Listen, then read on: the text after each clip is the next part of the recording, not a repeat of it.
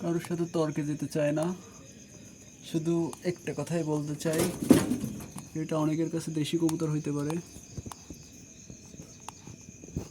শুধু এই কবুতরটা কয়েকটা মানুষ আছে তারা চিনবে।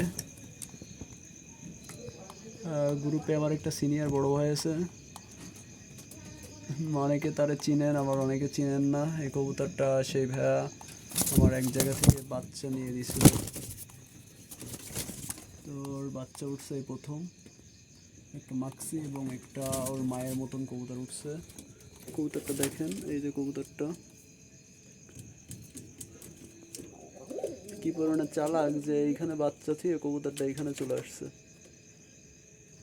কবুতরটা দেখেন, আমি কখনোই কবুতরটা কারোর সামনে নিয়ে আসি না, শুধু একটাই কারণে যে বিভিন্ন কথা বলবেন সবাই মিলা, এই জন্য আর কি এই কবুতরটা কখনো কারোর সামনে এভাবে নিয়ে আসি না বা আসেও না।